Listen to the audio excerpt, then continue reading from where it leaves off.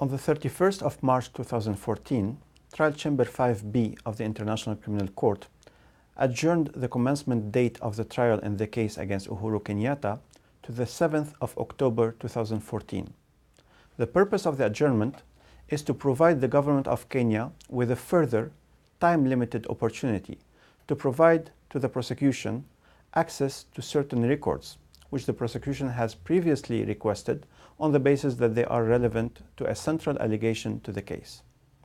In so doing, the Chamber rejected the defense request to terminate the proceedings in this case, as well as the prosecution request to indefinitely suspend the proceedings pending compliance by the Kenyan government with its cooperation obligations.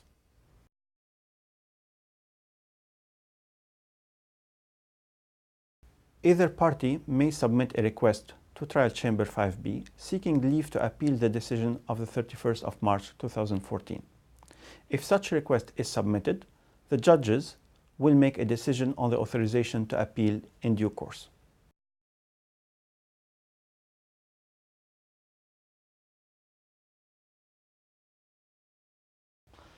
To make this decision, the Chamber considered thoroughly all of the submissions received and balanced several factors, giving particular consideration to the impact any further adjournment might have on the rights of the accused.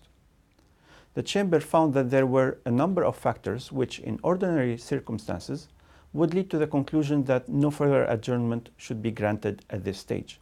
However, the Chamber also found there to be certain unique circumstances outside the prosecution's control which have contributed to a loss of evidence in this case. The Chamber highlighted that the prosecution had acknowledged difficulties with the body of evidence upon which it relies.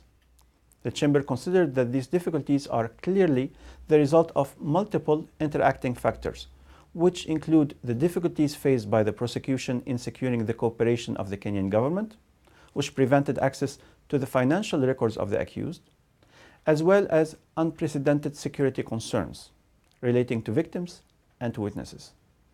The Chamber stressed that the ICC is fundamentally dependent on the cooperation of states parties, and a failure to provide such cooperation in the context of judicial proceedings affects the efficiency of the court.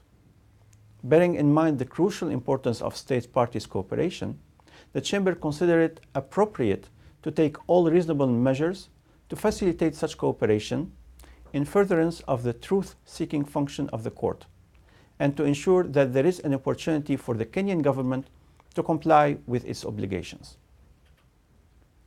Mindful of these unique circumstances, and taking into consideration the interest of victims in seeking truth and accountability, the Chamber considered that it is appropriate to grant a strictly limited opportunity to pursue outstanding investigations for a fixed duration with close oversight by the Chamber.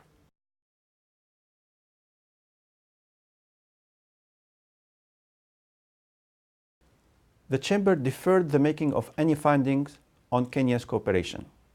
The Chamber directed the prosecutor to submit within 2 weeks to the Kenyan authorities a revised request to produce financial and other records relating to Mr. Kenyatta. The Chamber also directed the prosecution and the Kenyan government to engage in cooperation and consultations without delay in relation to the revised request.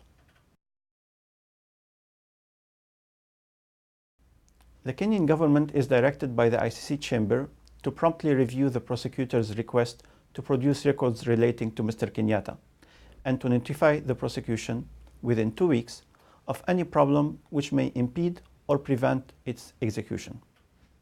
In respect of all other requested items, the Kenyan government was directed to immediately take steps to comply with the request and provide the information.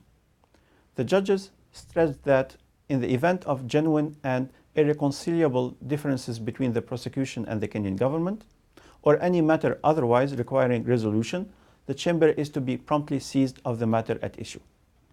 The Kenyan government and the prosecution were directed to update the Chamber on the status of the revised request's execution on the 30th of April 2014, with further updates due thereafter on a 2-monthly basis.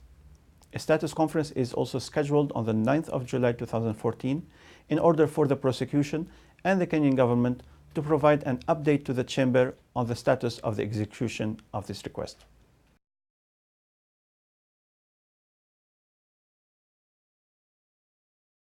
As a state party to the Rome Statute, Kenya has the obligation to cooperate with the ICC.